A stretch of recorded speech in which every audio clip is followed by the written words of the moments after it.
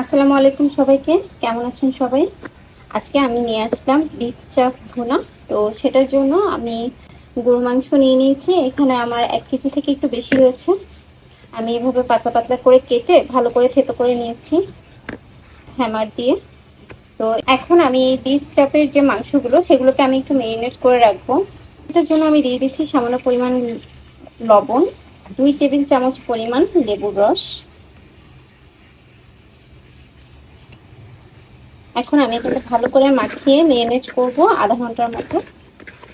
আর beef চাপের জন্য আমার মশলা লাগছে, এখানে পেঁয়াজ বেরেস্তা নিয়েছি 2 টেবিল চামচ, জয়ত্রী নিয়েছি এই যে এতটুকু পরিমাণ, তারপর কালো সরিষা নিয়েছি 1 চা চামচ, 3টে দারচিনি, একটা কালো এলাচ, একটা স্টার অ্যানিস, 2টো এলাচ, 10টা কাঠবাদাম, কয়েকটা 5-6টার মতো শুকনো মরিচ, 2 টেবিল চামচ পরিমাণ কিশমিশ। আর এগুলো এখন আমি সবগুলো ব্লেন্ড করে নিব। তো বিফ চাপের যে আমি পেস্টটা রেডি করেছি সেটা এই যে এই পেস্টটা আমি রেডি করে নিয়েছিলাম। এখন আমি একটা প্যান বসিয়ে সেখানে 2 টেবিল চামচ পরিমাণ ঘি দিয়ে দিচ্ছি, সাথে দিয়ে দিচ্ছি আরো 2 টেবিল চামচ পরিমাণ সয়াবিন তেল। এখন আমি এখানে শুকনো যে গরম মশলাগুলো আছে, এখানে রয়েছে 2টো তেজপাতা, 2টো দারচিনি, 3টে লবঙ্গ ও 3টে এলাচ, এগুলো দিয়ে দিচ্ছি। এখন আমি এখানে পেঁয়াজ কুচি দিয়ে দিচ্ছি, বেশি করে একটু পেঁয়াজ কুচি দিচ্ছি। এখন আমি দিয়ে দিচ্ছি পরিমাণ মতো আদা বাটা, পরিমাণ মতো রসুন বাটা। এখন আমি দিয়ে দিচ্ছি পেঁয়াজ বাটা। আপনারা চাইলে পেঁয়াজ বাটাটা স্কিপও করতে পারেন, আমি একটু গ্রেভি চাচ্ছি তার জন্য আমি একটু পেঁয়াজ বাটা দিয়ে দিচ্ছি। এখন আমি বানানো পেস্টটা দিয়ে দিচ্ছি পুরোটা।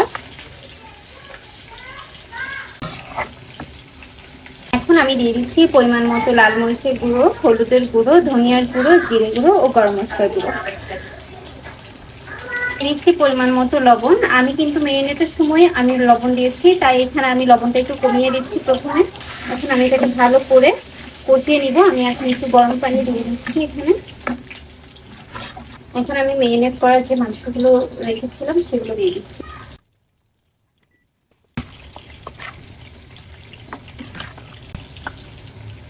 সেদ্ধ হওয়ার জন্য দিয়ে দিচ্ছি পরিমাণ মতো গরম পানি।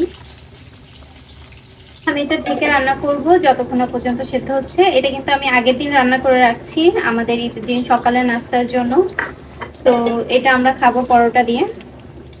ও আচ্ছা, এটা কিন্তু আপনারা প্লেন পোলাও, পরোটা কিংবা আপনারা সাদা ভাতের সাথেও খেতে পারেন। আমার বিফ চাপ কমপ্লিট হয়ে গিয়েছে। এখন আমি 3-4টা কাঁচামরিচ দিয়ে দিলাম আর দিয়ে দিচ্ছি কিছু বেরেস্তা কুচি।